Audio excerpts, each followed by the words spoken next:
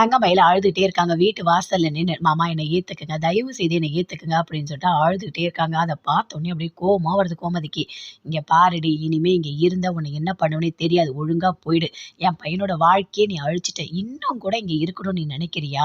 இனிமே உன்ன வீட்டுக்குள்ள சேர்க்கவே மாட்டோம் போ" அப்படின்னு சொல்லிட்டு கோமதி திட்டுறாங்க. அப்படியே அழறாங்க தங்கமயில். "நான் போக மாட்டேன், நான் வரமாட்டேன்" அப்படின்னு சொல்லிட்டு மறுபடியும் போய் அந்த ஸ்டெப்ஸ்லயே உட்கார்றாங்க. அவங்க அம்மா, அப்பா 2 பேருமே சேர்ந்து இழுக்குறாங்க. ஏன்டி இப்படிலாம் பண்ணிட்டு இருக்க? கொஞ்சம் டைம் குடு. கண்டிப்பா எல்லாமே மாறும். வா போலாம் அப்படின்னு அப்படி இழுக்குறாங்க. வரமாட்டேம்மா, வரமாட்டேன். யார் சொன்னாலும் நான் வரமாட்டேன். நான் இங்க தான் இருப்பேன் அப்படின்னு சொல்றாங்க. சரவணன் அங்க வந்து கோவமா வராரு. "ஏய் எழுந்துடி, எழுந்துரு" அப்படின்னு கைய பிடிச்சு அப்படி கொண்டு போய் வெளிய தள்ளுறாரு.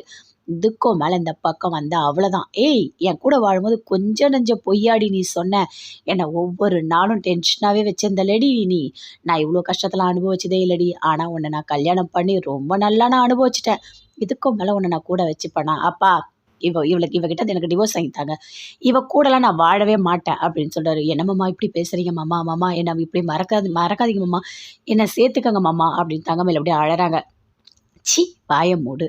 இதுக்கும் மேல உன் கூட வாழ்ந்தா நான் செத்துருவேன். ஒண்ணே ஒண்ணு புரிஞ்சுக்கோ. என்ன இதே மாரி தொல்ல பண்ணிக்கிட்டு, எங்க வீட்ல இருக்கவங்கள அசிங்கப்படுத்திக்கிட்டு, வாசல்ல வந்து கத்திக்கிட்டு எல்லாரும் பார்க்குறாங்க பாரு. இந்த மாதிரிலாம் ஏதாவது இன்னும் பண்ணிட்டு இருந்த, என் சாவுக்கு காரணம் நீதான்னு சொல்லிட்டு லெட்டர் அப்படியே எழுதி வச்சுட்டு செத்துருவேன்" அப்படின்னு சொல்றாரு. அத கேட்டோனே உங்க அப்பா ஷாக் ஆகுறாரு.